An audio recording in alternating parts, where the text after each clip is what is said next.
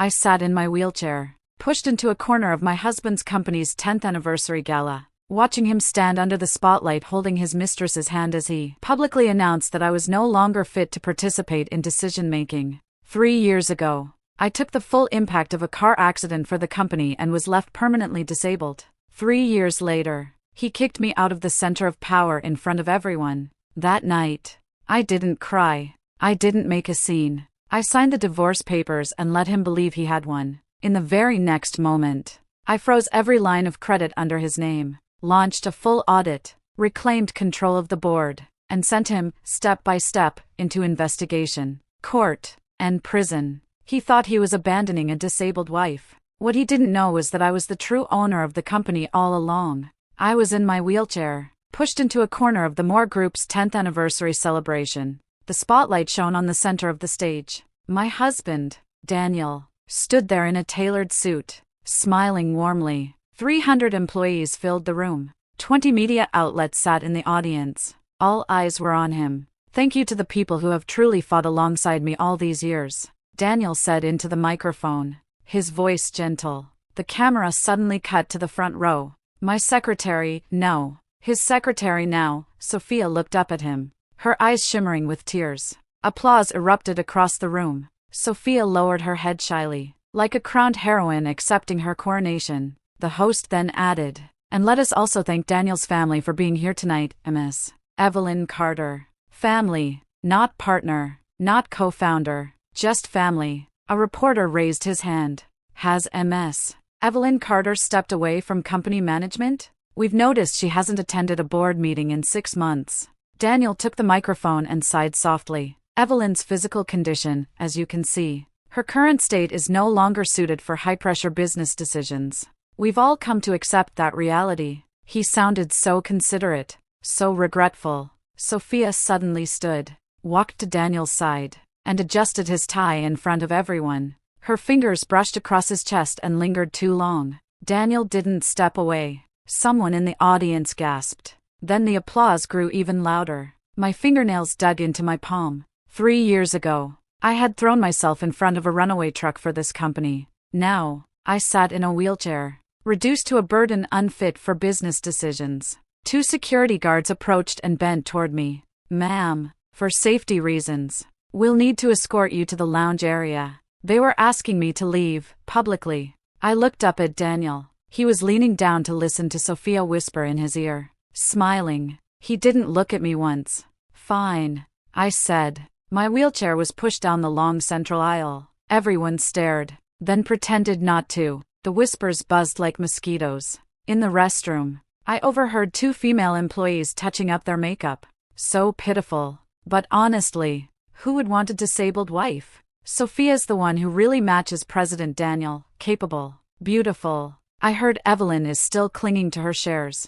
So clueless. The woman in the mirror looked pale, but her eyes were bright. I turned on the faucet, letting the sound of running water drown out the noise. Then I took up my phone and sent a single message: "Print the divorce agreement. Deliver it to the backstage lounge immediately." 5 minutes later, my lawyer Lisa pushed the door open, the papers still warm from the printer. "Evelyn, are you sure?" Her voice was tight. "If you sign now, he'll think you've completely broken down. He might let his guard down." That was exactly what I wanted. "Give me the pen," I said. My hand was steady when the pen touched the paper, steady the way it had been 3 years ago, when I signed the gamble that saved the company from collapse. "Daniel, you really think you're directing this performance?" "No. I bought the stage a long time ago. Now, I was simply tearing it down myself." At 11 that night, Daniel came home smelling of alcohol. When he saw me sitting in the living room with a folder on the coffee table, he froze for a moment, then smiled with that familiar look of pity. "You're still awake? About today, don't take it to heart. Sophia just worries about me too much." I lifted my chin. "Sign it." He walked over and opened the folder. When he saw the words divorce agreement, he laughed. "Evelyn, I know you are humiliated today, but don't act like a child. Sign it." I repeated. He shook his head and kept reading. Then his smile froze. The agreement was only 1 page long. The core clause was a single sentence: Daniel Moore voluntarily relinquishes all marital assets and leaves the marriage with nothing. That included company shares, properties, vehicles, investment accounts, everything. He stared at that line for 10 seconds. Then he burst out laughing, real laughter. Sharp and mocking. Evelyn. Sweetheart. Do you even understand what capital is? The company operates under my name. The shares have voting structures. You're in a wheelchair. And you think you can make me walk away with nothing? He pulled out a pen and signed without hesitation. Fine. I'll grant your wish. Consider it compensation for your body, he said coldly. My phone vibrated.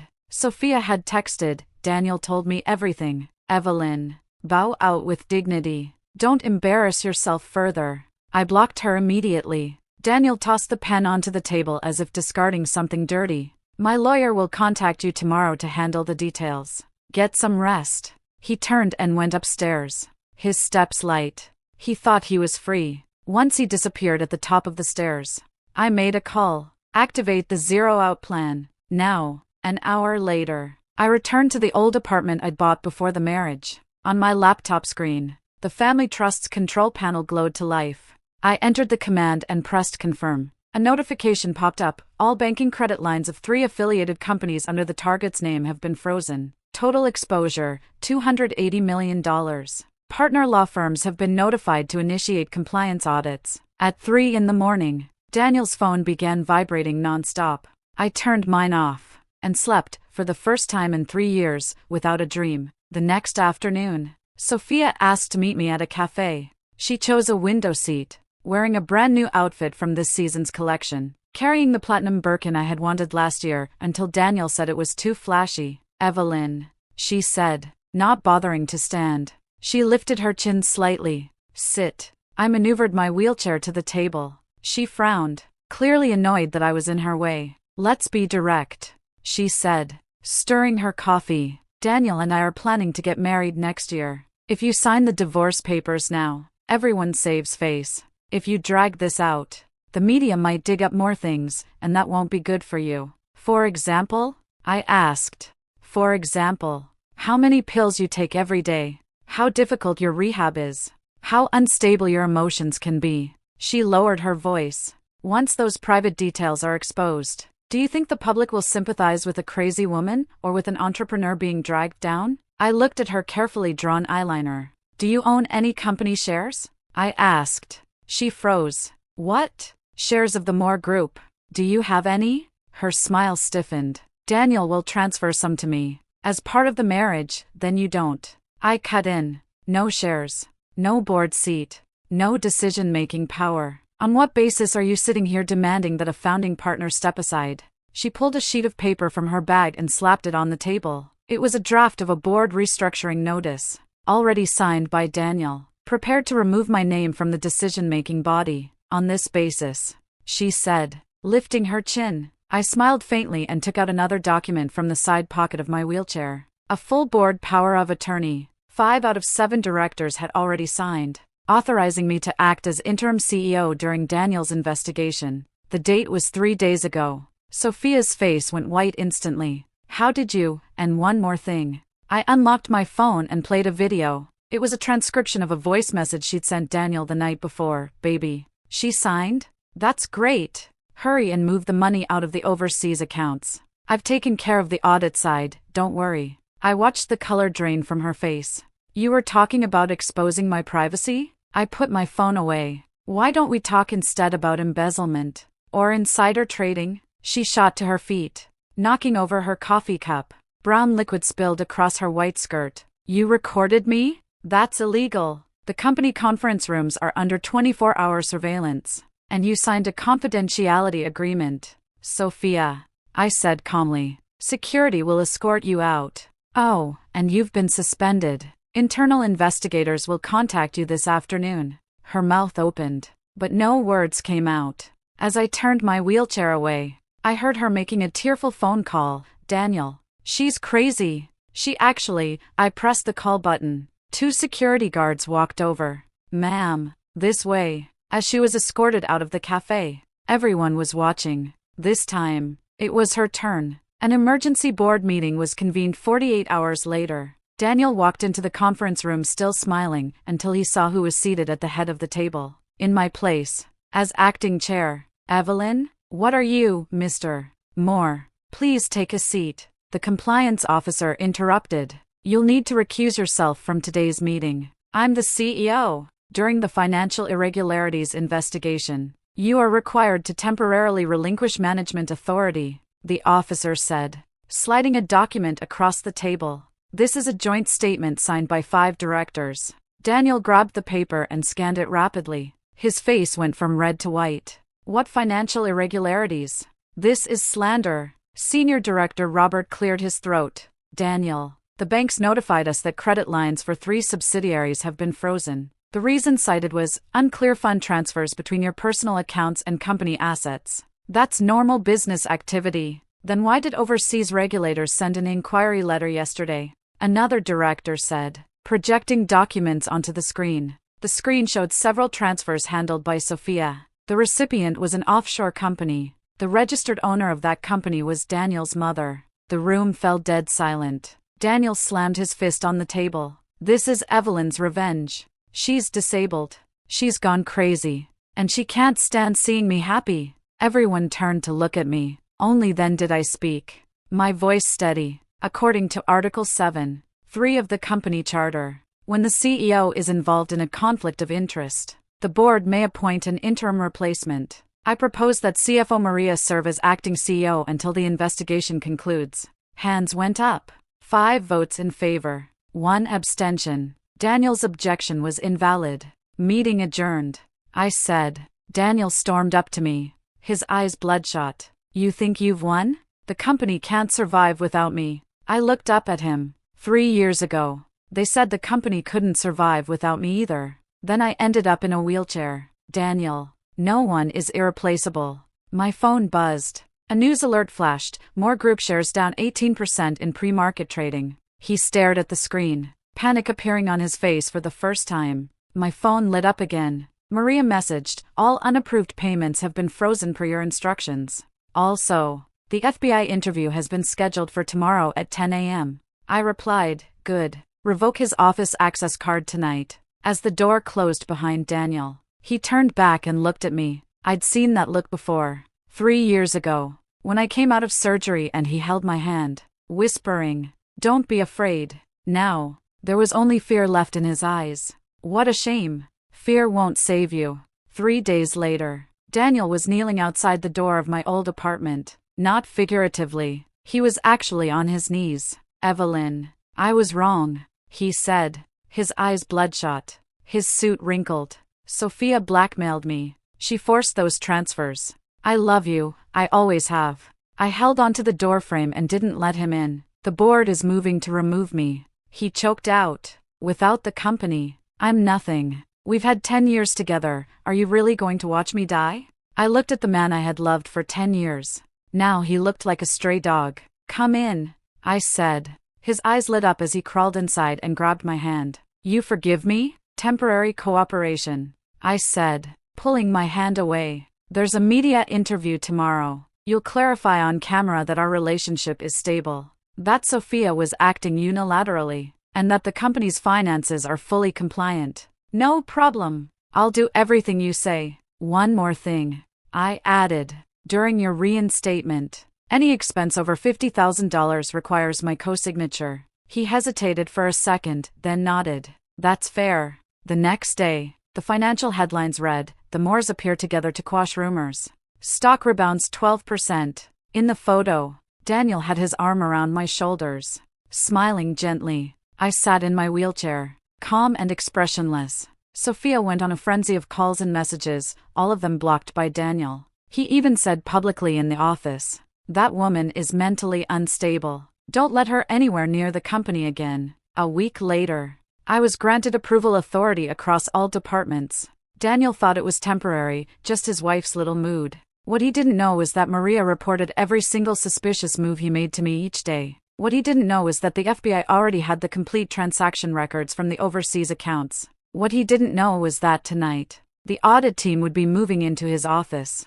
Late that night, he hugged a pillow and tried to enter the master bedroom. I blocked the doorway. You're sleeping in the guest room, Evelyn. Didn't we make up? Cooperation. I corrected him, not reconciliation. His face darkened, but he forced a smile. Fine. We'll take it slow. After I closed the door, I received an encrypted email from Maria. He attempted to transfer the final batch of funds today. It was intercepted. Federal authorities confirmed the takedown is scheduled for tomorrow morning. I replied, let him sign the last document before they move in. That document was an agreement pledging all remaining shares under his name to the family trust. Once he signed it, he would truly have nothing left. I lay back on the bed and heard the sound of things being thrown in the guest room. Cry, Daniel. This is only the beginning. At 9 the next morning, Daniel put on his favorite Italian suit, ready to sign the pledge agreement, supposedly to secure additional liquidity for the company. The tip of the pen had just touched the paper when the office door was slammed open.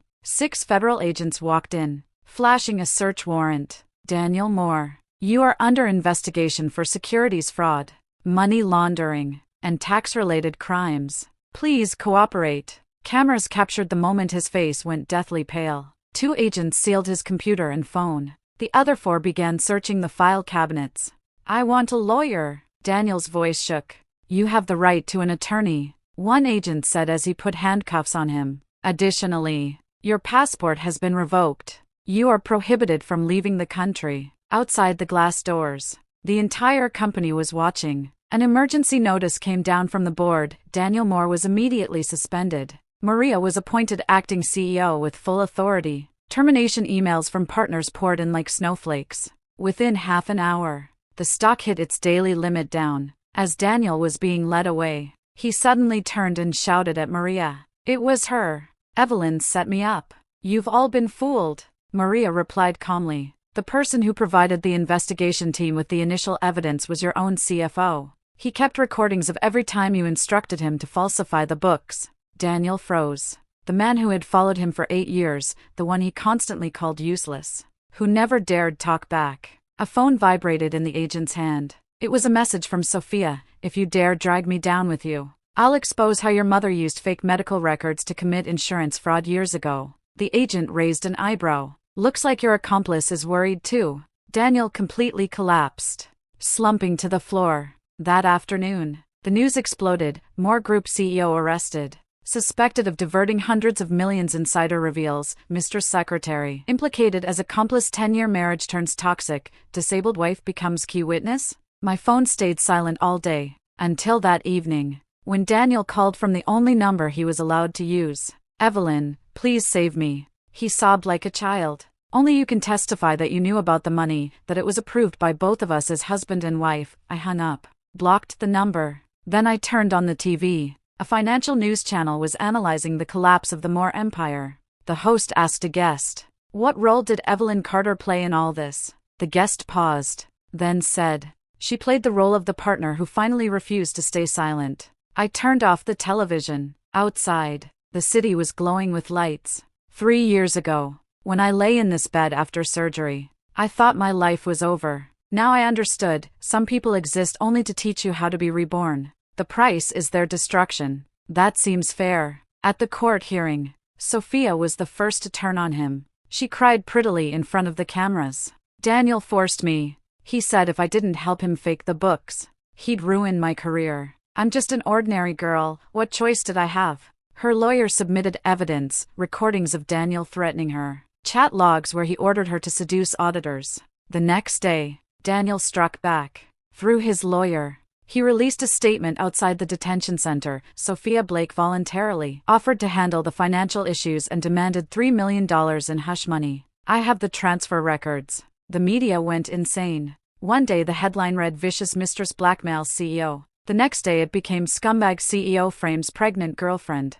Sophia's past was exposed, fake academic credentials, embezzlement at a previous company, fired for misconduct. Daniel's former classmates came forward too, saying he cheated, stole money, and blamed others even back in school. Dogs biting dogs, mouths full of fur. The most dramatic moment in court came when Daniel's lawyer questioned Sophia. You claim you were coerced. Then why did you voluntarily apply to be transferred to the CEO's office last year? Sophia blurted out. Because he promised to marry me. The courtroom erupted. The judge banged the gavel. So you were engaged in an extramarital affair? Only then did Sophia realize she'd misspoken. She covered her mouth and burst into tears. In the gallery, reporters typed furiously. My lawyer, Lisa, quietly stood and submitted a file. It was a record I had commissioned during the marriage, compiled by a private legal team, documenting that Daniel and Sophia had been living together for 2 years, using company funds to pay for rent,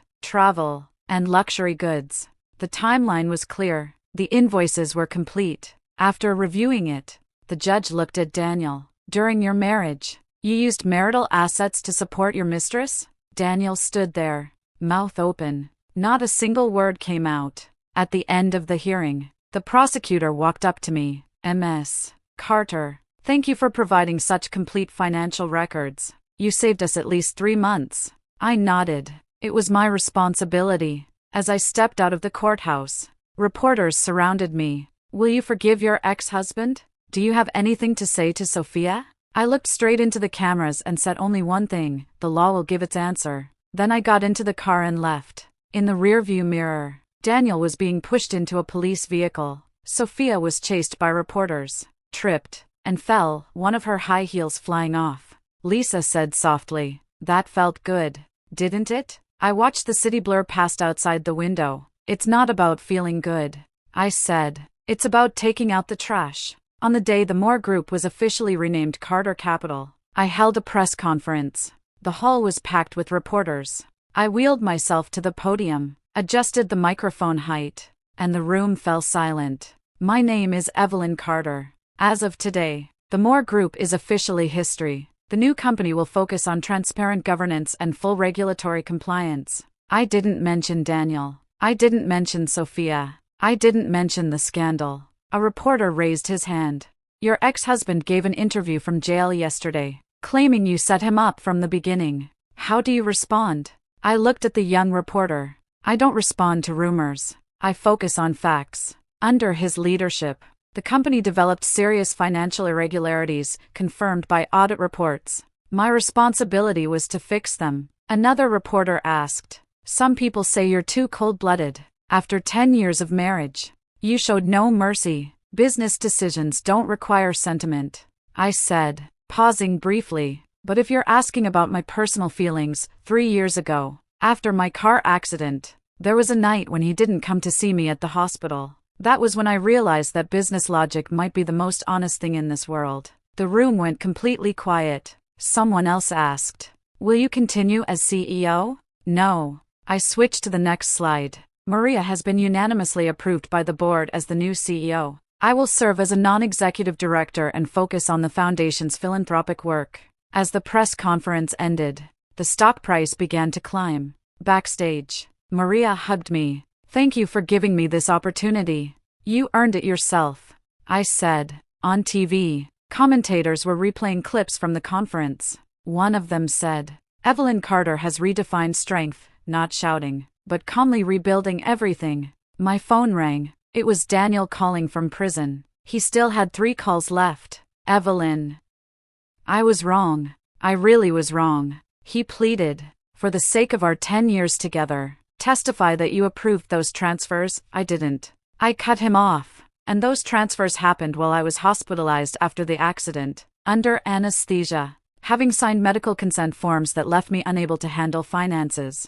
My lawyers can prove that. His breathing became ragged. "Do you want to drive me to death before you're satisfied?" "Daniel," I said calmly, "you walked yourself here, step by step." Before the call ended, I heard him screaming like a wounded animal. Strange. 3 years ago, when that voice said "I love you," I thought I would hear it for the rest of my life. Now, it just sounded loud. As expected, public opinion began to shift. A columnist wrote, "Although Daniel was at fault, were Evelyn's methods too ruthless? After all, they were married. Was it necessary to destroy him completely?" Social media split into 2 camps. Team Evelyn. He got what he deserved. She could have handled it privately. Dragging it into court and ruining her ex-husband's life is cruel. Daniel's lawyer seized the moment and released photos of him in prison, unkempt, hollow-eyed, holding a sign that read "I'm sorry." A wave of sympathy for the weak followed.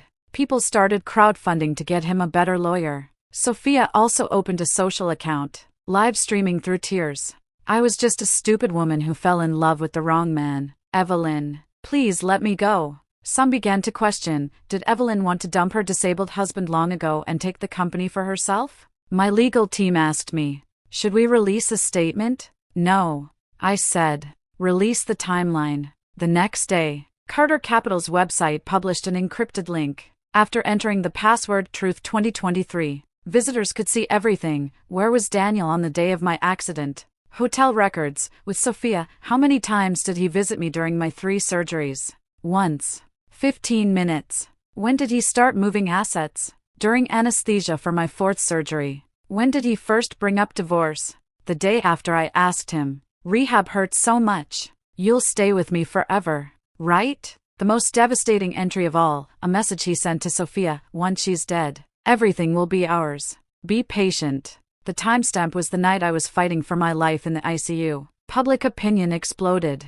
Accounts that had supported Daniel quietly deleted their posts. Donation links were shut down by the platforms. The columnist who had written Evelyn is too ruthless published a midnight apology. I was misled by incomplete information. The truly ruthless act is pushing your wife to the edge of death while already thinking about her inheritance. Daniel's final appeal was rejected. In the written judgment, the judge stated, attempting to profit from a spouse's vulnerability represents the most despicable form of human conduct. I scanned the ruling and saved it to the cloud. Label, ending. On the day of the final sentencing, I didn't appear in court. Lisa updated me by phone in real time. Securities fraud, guilty. 7 years. Tax crimes, guilty. 3 years.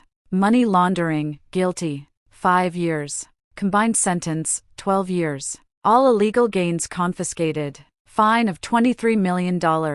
Daniel broke down in court, screaming my name. The judge struck the gavel. Defendant, control yourself.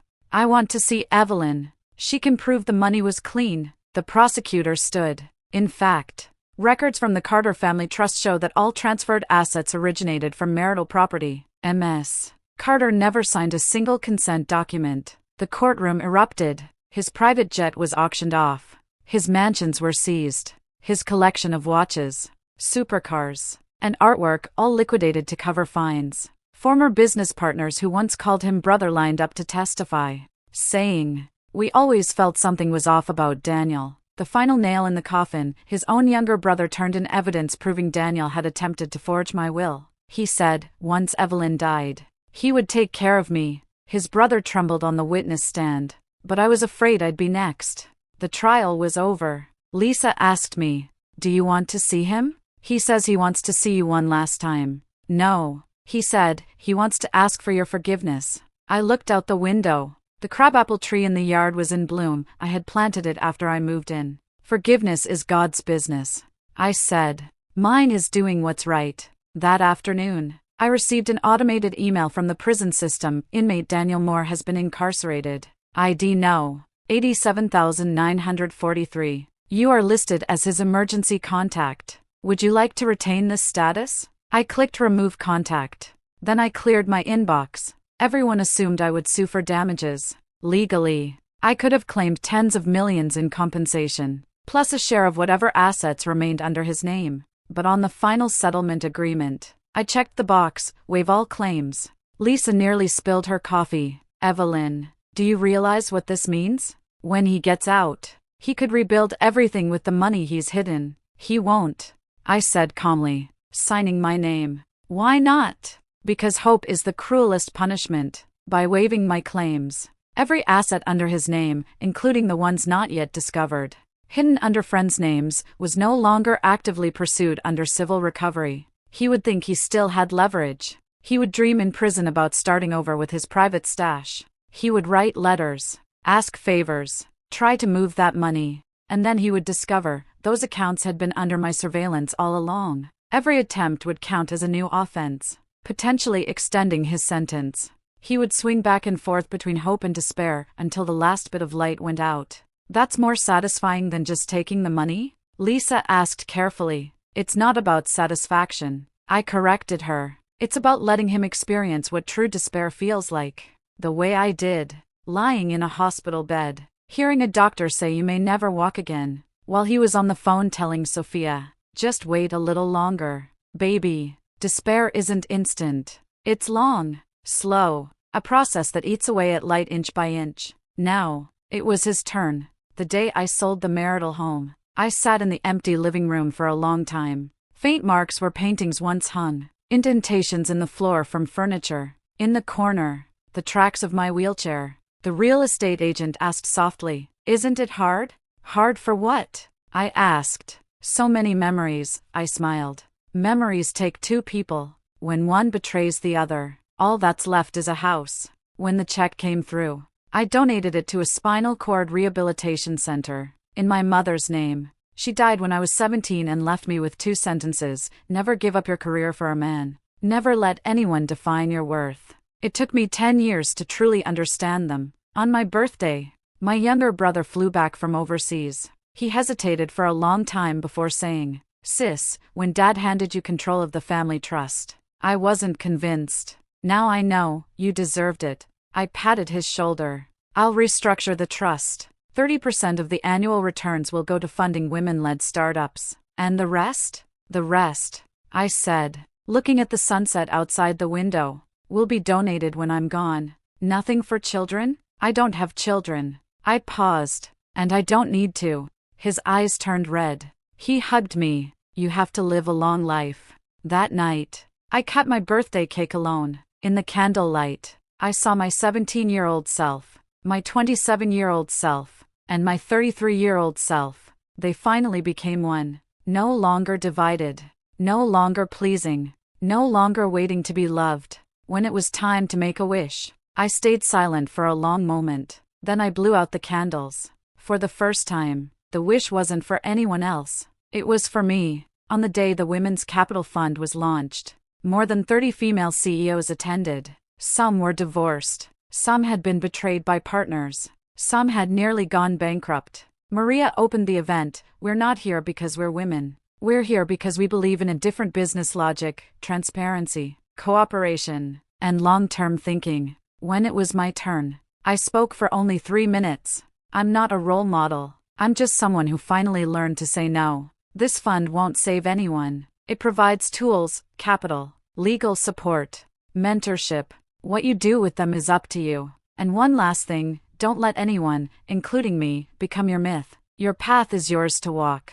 The room was quiet for a moment. Then came applause. Afterward, a financial reporter stopped me. "Evelyn, some say you're using feminism to launder your company's image. What do you think?" I looked at the press badge on his chest. 3 years ago, you asked me a different version of that question. I said, back then it was, as a disabled female CEO, how do you balance career and family? He froze. "You see," I continued, "the problem was never me. It was how you framed the question." As I walked away, I heard him whisper to the cameraman, "Don't air that part." Too late. My assistant had already recorded it and posted it on the fund's website that night. Caption: "The real questions need to be heard." The video passed 1 million views. The top comment read, "She isn't answering questions. She's rewriting them." I moved to a small coastal town. No more penthouses with private elevators.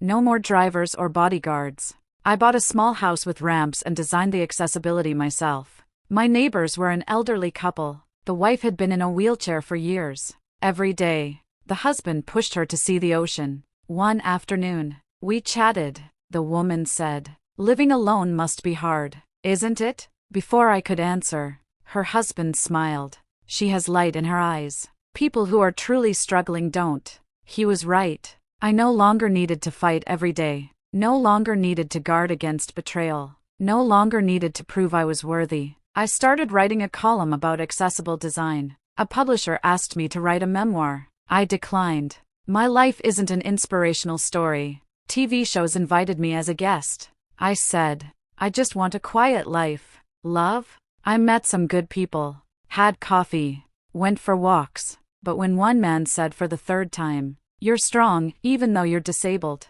I smiled and ended the date. I don't need to be defined as despite, therefore, I am who I am. Whole. Self-sufficient. No footnotes required. My mother's trust fund now helps more than 200 women start businesses every year. They write to me, saying, "You gave me courage." I write back, "The courage was already inside you. I just reminded you it was there." At last year's checkup, My doctor said my spinal nerves showed slight signs of recovery. A miracle? He asked. Not a miracle, I said. My body finally relaxed. It doesn't have to carry that much pain anymore. I still use a wheelchair, but it's no longer a cage. It's my wings. A financial channel aired a 10-year retrospective. The collapse of the Moore Group took up 3 minutes. I appeared for 5 seconds, a calm profile shot at a press conference. The narrator said, the farce ultimately ended with the founder's imprisonment. After restructuring, the company performed steadily, though it never returned to its former glory. What they didn't say was this, that so-called glory had been built on my silence and sacrifice. I turned off the TV. My phone lit up with the foundation's annual report. Projects funded this year created 3,000 jobs, 70% filled by women. Outside, the city glowed with lights. I remembered that anniversary gala. Under the spotlight, Daniel holding Sophia's hand while I was pushed into the dark corner. Back then, I thought my life was over. Now I know, that wasn't the end. It was the beginning of loving myself first. The beginning of knowing boundaries are non-negotiable. The beginning of understanding that true strength isn't how much you own, it's no longer being afraid of losing. My brother texted, "Sis, the crabapple tree is blooming again. Took a photo for you." The picture showed pink and white blossoms covering the branches. I replied, "It's beautiful." Then I opened my laptop and started drafting a new project plan. No hatred, no nostalgia, just calm, forward-moving days. Someone once asked me, "Did you win?" I would answer, true victory isn't defeating someone else. It's finally no longer paying for the wrong person with your life. I didn't win. I simply stopped paying for the wrong man.